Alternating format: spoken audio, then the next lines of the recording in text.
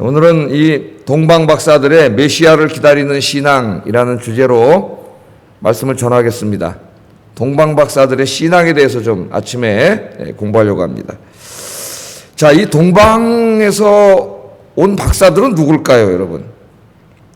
여러 가지 학설들이 있습니다. 동방에서 온 박사들이 누군가, 또 어디서 왔는가, 학자들마다 조금씩 견해가 다르지만은 이 동방 박사들은 바벨론에서 온 천문학자들이었던 것 같아요. 바벨론에서 살면서 별들을 연구하는 천문학자. 그러니까 이 당시에도 이 고대 바벨론의 천문학이 상당히 발달해 있었습니다.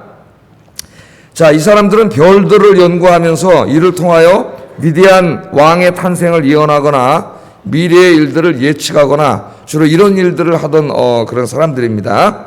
그런데 이 사람들 중에 일단의 사람들이 몇 명인지는 모르겠어요. 근데 이제 예물을 3가지 가져왔기 때문에 보통 우리가 그냥 동방박사 3사람 그러는데 몇 사람인지는 정확히는 모르지만은 하여튼 뭐 3사람 이래도 좋고 4사람 이래도 좋습니다. 그 사람들 중에 일단의 사람들이 오늘 말씀해 보면은 예루살렘을 방문해서 예루살렘 사람들에게 이렇게 묻습니다. 2절 우리 한번 읽어보겠습니다. 2절 시작.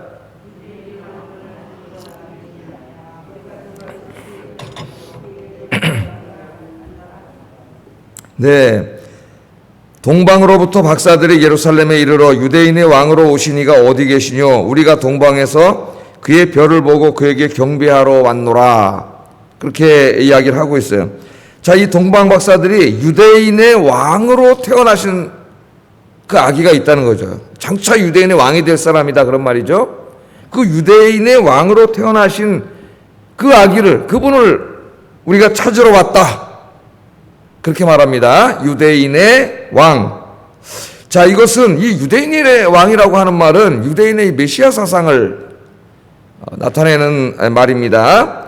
자, 우리가 이 말을 들을 때 이 이방에 살고 있던 동방 박사들이 이 유대인들의 메시아 사상에 대해서 잘 알고 있었다는 것을 우리가 알게 돼요. 그죠?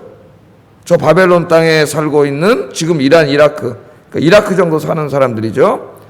이 사람들이 이 구약 성경에 있는 메시아 신앙에 대해서 잘 알고 있었다는 것을 보여줘요. 유대인의 왕이 태어났다니까.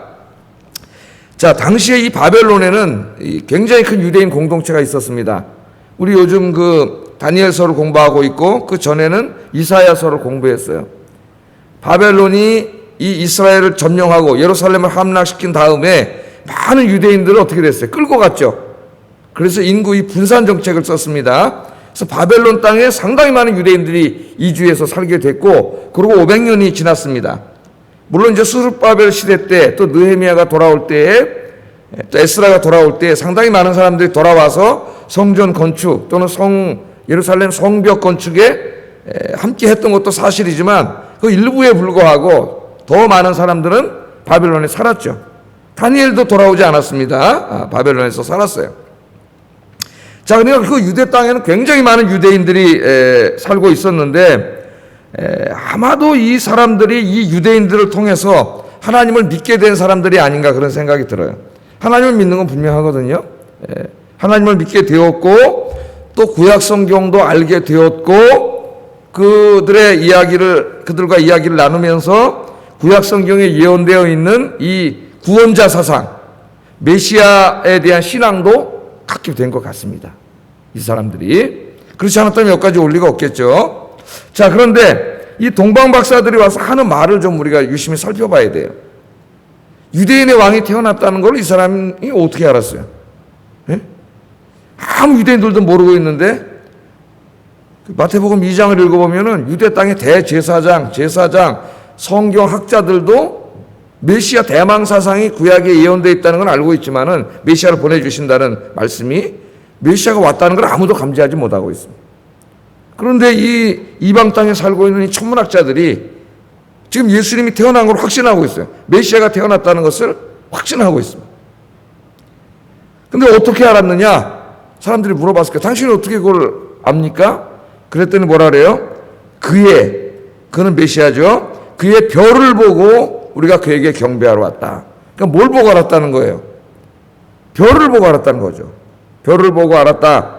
자, 그러면 그들은 별을 관측하는 사람이니까 하늘에 수많은 행성과 항성들이 있겠죠. 매일 별들을 관측하기 때문에 그 별들이 맨날 몇 월 며칠에 어디에 있고 어느 위치에 있고 이걸 다 알고 있는 사람들입니다. 지금도 과학자들이 그렇게 다 이렇게 하늘을 천체만원경으로 보면서 어느 날 신문에 보면은 이제까지 한 번도 발견하지 못했던 별이 관측됐다 그러잖아요. 그럼 신문에 막 나오고 그러지 않습니까? 그러니까 하늘에 대해서 아주 정말 애들 말로 빠삭하게 알고 있는 사람이에요. 여러분들이 예를 들어서 이 교회 와가지고 관심을 가지고 매일 이 교회 이런 벽돌이나 스피커나 뭐 의자나 마이크나 이런 데를 유심히 매일 관찰하다가 한번 생각을 해보세요. 그럼 여기에 뭔가 조그만 변화가 있어도 금방 알죠. 어떤 변화가 생겼다는 것을. 이 사람들은 별들을 관측하는 사람입니다. 자, 그런데 이 사람들이 유대인들로부터 하나님을 믿게 되었고 또 성경도 읽게 되었고 성경 중에서 그 당시 유대인 성경학자들이 메시아에 대한 말씀을 많이 가르쳐줬겠죠. 참 이게 아이러니한 거예요. 지네들은 가르쳐줬는데 가르쳐준 사람은 정작 메시아가 왔는데 몰라요. 앞으로 주님 우리가 신앙생활하면서 지금도 그런 게 많아요. 학교에서 교수들이 신학을 가르치고 목사가 설교를 하면서 자기가 설교한 하나님에 대해서 예수님에 대해서 그 설교를 듣고 은혜롭게 신앙생활하고 있는 성도들만도 훨씬 못하게 체험하는 사람이 상당히 많이 있습니다. 안타까운 일이죠. 자, 그 별을 보고 경배하러 왔다 그렇게 말을 해요. 그러니까 많은 메시아에 대한 예언의 말씀들을 딱 이제 배워서 이게 메시아에 대한 예언입니다. 메시아에 대한 예언입니다. 이런 말씀을 공부했겠죠. 성경에 보면은 메시아가 태어났을 때 어디에 살게 될 것이고 애굽으로 내려갈 것이고 이런 얘기들이 다 예언되어 있음을 계속 얘기합니다. 성경이. 그러니까 다 들었을 거예요. 메시아에 대한 예언의 말씀을. 그런데 이 사람들은 직업이 뭐예요? 하늘의 별을 연구하는 천문학자예요. 그러니까 많은 말씀을 들어서 알고 있지만 그 중에서도 이 사람들의 가슴을 꽉 찔리는 말이 뭐냐면은 바로 이 별과 관계된 메시아 예언 사상이에요. 여러분 한번 성경 찾아보세요. 민수기 24장 17절.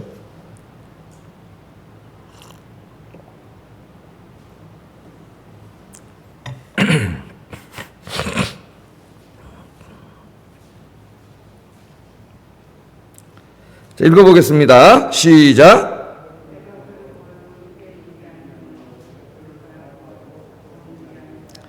한 별이 야곱에게서 나오며 한 홀이 이스라엘에게서 일어나서 모압을 이편에서 저편까지 파하고 또 소동하는 자식들을 다 멸하리라.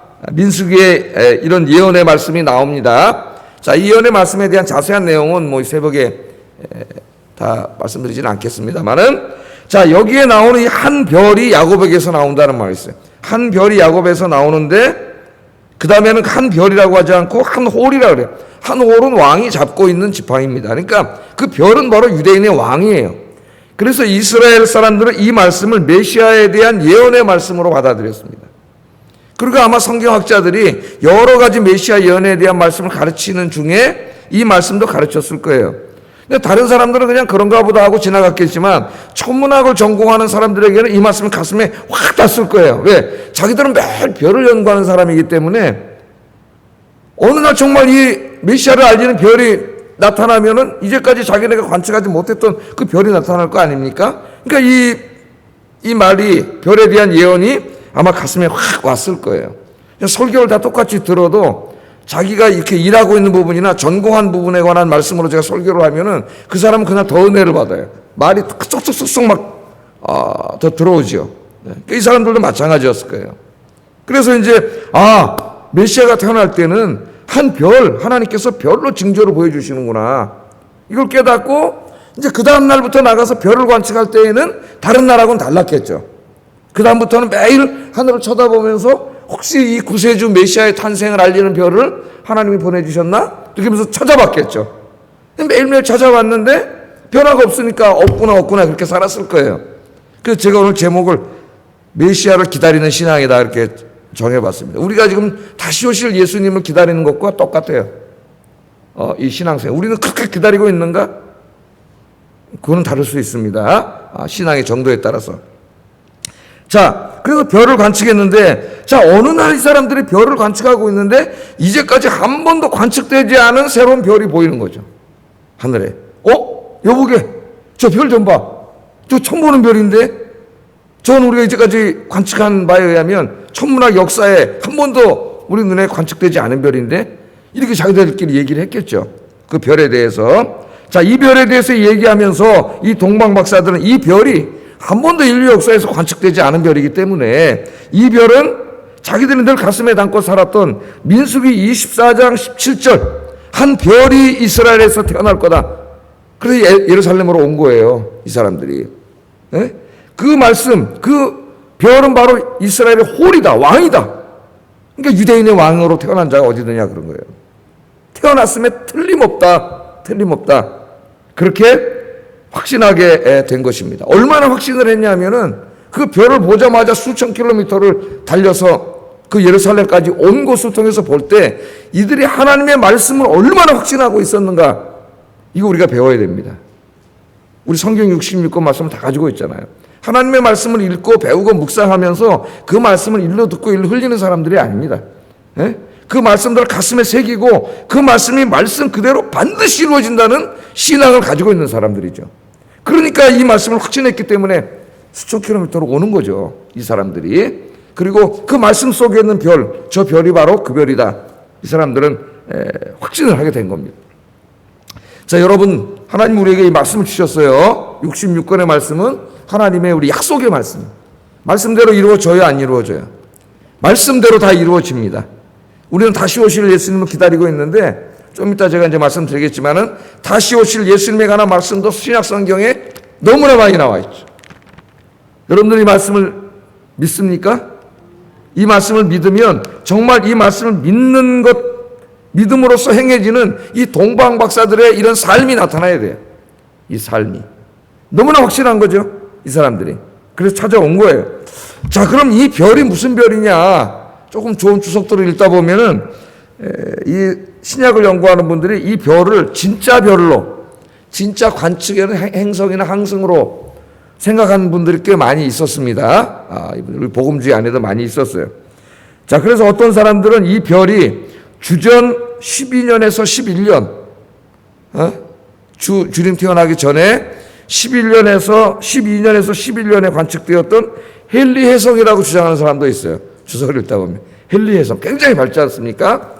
그러면 천문학의 역사는 그거는 계속 기록되어 있기 때문에 그 제일 정확합니다. 사실은. 과거 역사를 연구할 때 천문학의 역사 주기적으로 똑같이 반복되기 때문에 똑같아요. 자, 그런데 문제는 뭡니까? 예수님의 탄생 연대와 맞지가 않죠. 예? 예수님 언제 태어나셨어요? 우리가 AD, BC를 나누어서 AD 1년, 그래서 AD 1년에 예수님 태어났다고 생각하는데 그거는 잘못입니다. 제가 이 교사대학이나 성경 공부할 때 가르쳤죠. 헤롯 왕이 죽은 때가 BC 4년이에요. 주전 4년. 근데 헤롯 때 태어났으니까 예수님이 주전 4년 이후에 돌아가셨을 리가 없죠. 헤롯이 BC 4년에 죽었는데, 예? 그래서 BC 4년 이전에 태어났어요, 예수님은. 그래서 대략 한 5년이나, BC 5년이나 6년이나 7년이나 뭐 이 정도, 정확하게 모르죠. 그 정도로 생각하고 있습니다. 정확한 연도가. 중세의 어떤 학자가 실수해가지고 AD, BC를 잘못 나눠놓은 거예요. 예? 자, 대충 예수님이 한 주전 4년에서 빨리 태어났으면은 헤롯 대왕이 죽던 해에 태어난 것이고, 예? 헤롯이 예수님 태어난 거 보고 애기들 다 죽였고, 그리고 좀 시간이 지났잖아요. 그 한 1년 정도 잡으면 한 5년이 될 수도 있고 2년 잡으면 한 6년이 될 수도 있습니다. 한 그 정도에 태어나셨을 거예요. 예수님께서. 그러니까 헨리해성이라고 해석하면은 예수님이 탄생한 연대하고 맞지 않아요. 그러니까 이제 그 다음에 어떤 학자들 가장 그럴듯한 해석은 예수님 탄생에 가장 근접한 연대인 주전 7년에서 6년, 그 비슷합니다. 이때 있었던 그 관측됐던 별과 일치를 시키는데 이때 천문학 역사를 보면은 태양을 이렇게 돌고 있는 화성과 목성과 토성이 일직선상에 놓이는 현상이 나타났다 그래요. 천문학 역사에.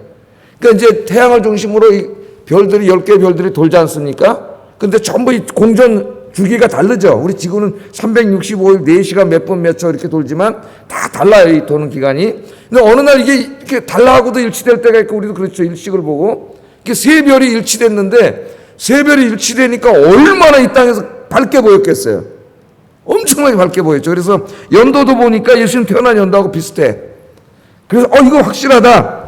그렇게 주장하는 사람들도 있어요. 이 토성과 목성이, 화성이 일직선으로 합쳐져가지고 우리에게 크게 보인 별이다. 자, 여러분, 그렇듯합니다. 그렇듯한데, 그러나 이러한 해석은 이 별이 동방박사들을 베들레헴 예수님이 계시는 곳까지 인도에 갔다는 오늘 성경의 기록을 설명하지 못합니다.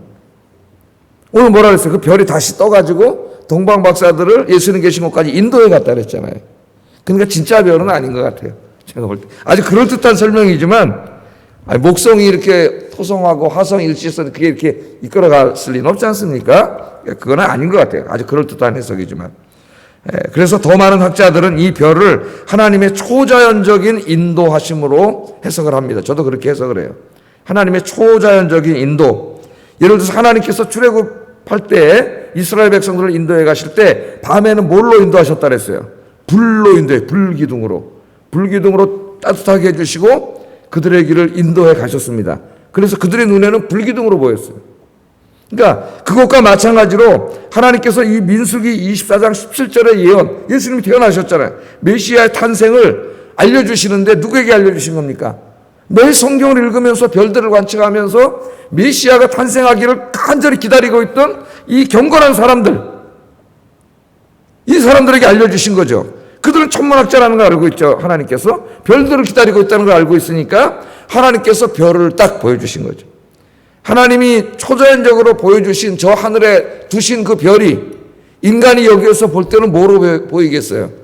반짝반짝 엄청나게 반짝거리고 빛나니까 별로 보인 거죠. 별로. 네? 하나님의 인도하심이에요. 초자연적인 인도하심입니다. 민수기 24장 17절, 너희들이 그렇게 매일 별을 보면서 관측하고 기다리고 있었던 메시아가 태어났다.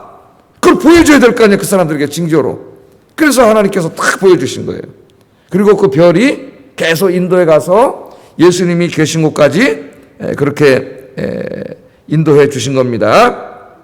자, 이 동방 박사들의 신앙을 좀 한번 내가 이렇게 생각해 본다 그랬죠. 이 아침에 메시아를 기다리는 사상. 그럼 이 사람들 한번 보세요.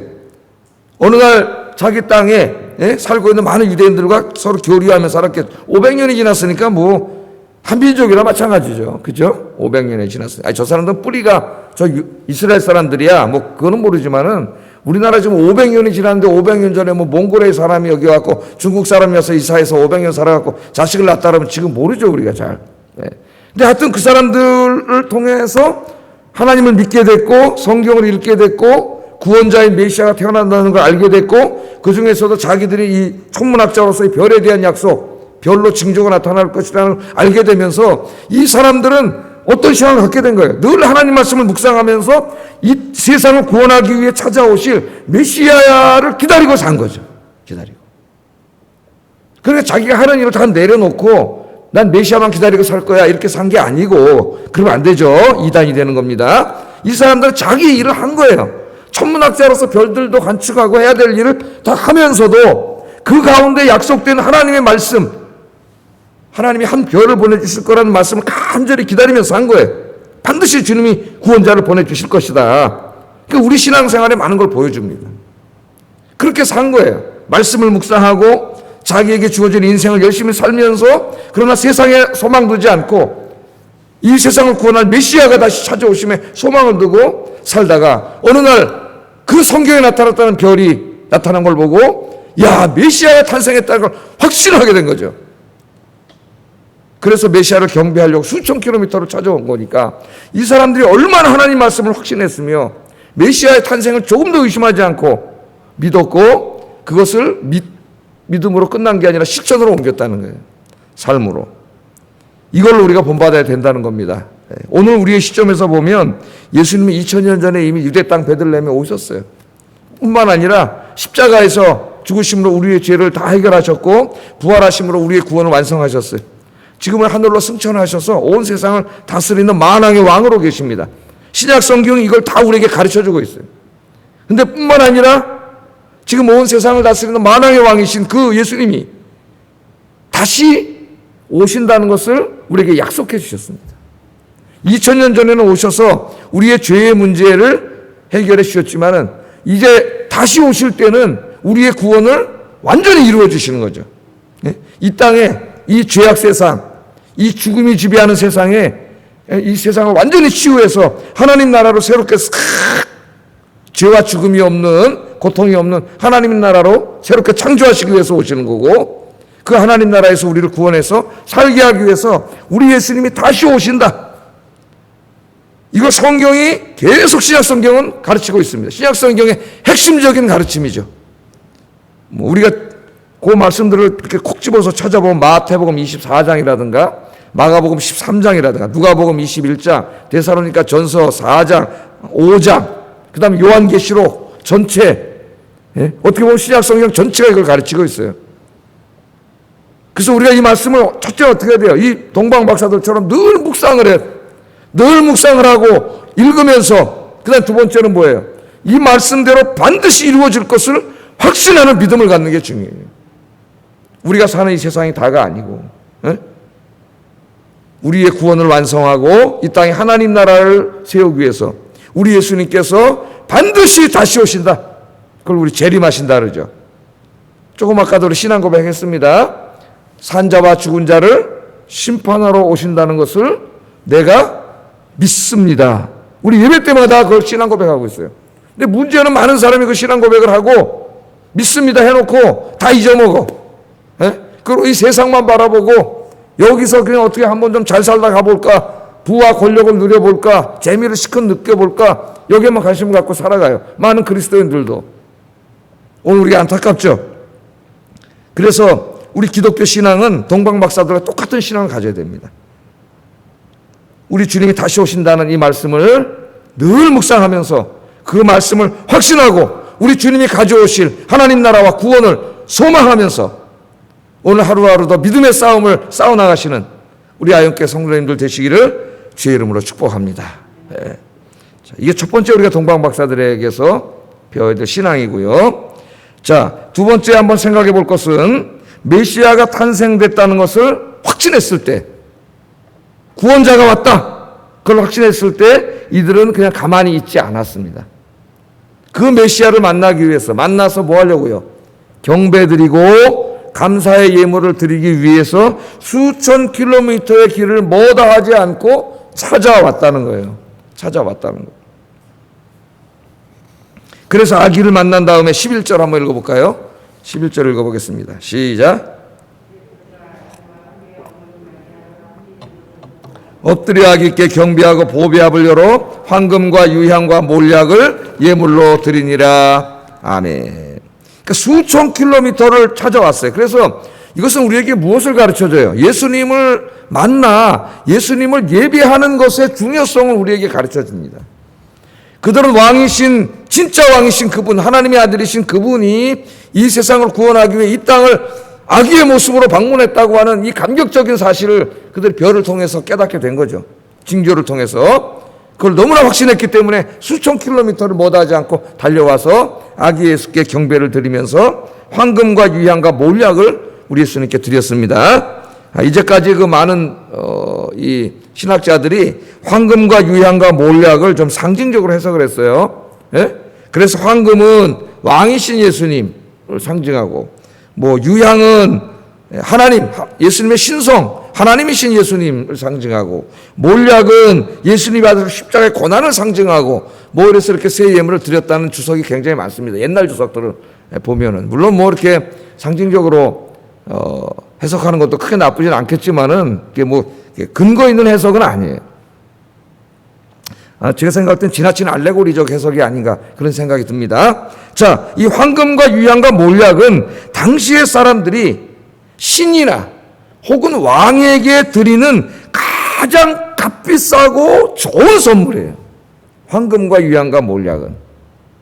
그러니까 이게 뭘 상징하느냐 그런 건 별로 의미가 없어요. 이 중요한 게 뭐냐면은 이들이 지금 그 아기 예수 메시아를 만나러 올 때에 그 수천 킬로미터로 와야 되지 않습니까? 빈몸으로 오기도 힘든데 그 아기께 드리려고 자기들이 드릴 수 있는 최고 비싸고 좋은 것을 가지고 왔다는 거예요. 주님을 만나러 올 때. 그래서 그것을 진짜 왕께, 유대인의 왕이 어디 계시냐, 이 메시아께 그걸 드렸다는 거예요. 여러분, 옛날에 사람들이 왕한테 이렇게 자기의 농사진 것이나 무슨 특산물을 바칠 때 뭘 드려요? 최상품을 드리죠. 최상품을 드리잖아요. 그 최상품을 드린 거예요. 여러분, 나중에 그 말라기서를 읽어보면은 이 사람들이 타락을 해가지고요, 11조도 내야 되고 뭐 감사예물도 드리고 그래야 되잖아요. 아까운 겁니다. 하나님께 드리려고.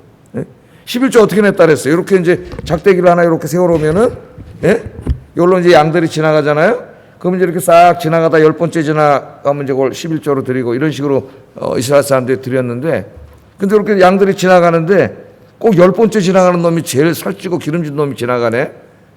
아까워가지고 빼놓고 그러다 안 되겠으니까 어떻게 이제 약하고 병든 거 여기 빼놨다가 9마리 지나가면 10번째 집어넣어서 지나가게 하고 이런 식으로 드렸어요. 하나님 앞에. 제일 그 하찮은 것들을 드린 거예요. 하나님 앞에. 그 말라기를 읽고 뭐라 그래요? 그 양과 재물을 네 왕한테 갖다 바쳐봐라. 그 왕이 그걸 받겠느냐? 하나님 그러시잖아요. 어떻게 하나님이 주신 것들인데 다 하나님께 드리는 건 제일 형편없는 거 아까워서 벌벌 떨다가 그냥 그런 거 갖다가 그런 식으로 드려. 니네 왕한테 드릴 땐 제일 좋은 걸 갖다가 바치면서 말라기에 한탄을 하나님이 하시지 않습니까? 그게 타락이에요. 하나님 다 주신 건데 내가 신앙적으로 타락하면은 하나님께 드리는 게 무진장 아까워지는 거예요. 11조도 아까워지고 간성금도 아까워지고 벌벌벌 떠는 거예요. 믿음이 하나도 없는 거죠. 하나님 앞에. 오늘 이 동방 박사들은 왕이신 예수님을 찾아올 때에 자기들이 가져올 수 있는 최상품입니다. 자기들이 신이나 왕에게 바치는 최고 고귀한 것. 그게 핵심이에요. 여기 무슨 뭘 상징하는 게 핵심이 아니라 그것들을 가져다가 우리 예수님께 드린 거예요. 우리는 오늘 예배를 드릴 때에 무슨 수천 킬로미터를 갈 필요가 없습니다. 조금만 가면은 교회가 있어요. 서울시 안에 아무리 멀어도 30분 안에 교회가 있습니다. 마음만 먹으면 우리가 얼마든지 교회 와서 하나님을 예배할 수 있어요. 첫째는 이런 동방박사들이 수천 킬로미터를 찾아와서 예배 드렸던 그 감격적인 예배의 감격이 여러분의 예배 생활에 회복되기를 주의 이름으로 축복합니다. 뿐만 아니라 이 동방박사들이 가장 소중한 것을 하나님께 드렸는데 오늘 시간에 우리가 한번 생각을 해봐야 되겠어요. 나는 정말 나의 가장 좋은 것들로 하나님께 드리고 있는가? 나는 주님께 내 인생의 가장 소중한 것들을 드리고 있는가? 난 무엇을 드리고 있는가? 오늘 깊이 생각하면서 이 예배와 가장 소중한 것을 드리는 감사가 회복되기를 주의 이름으로 축복합니다. 기도하겠습니다.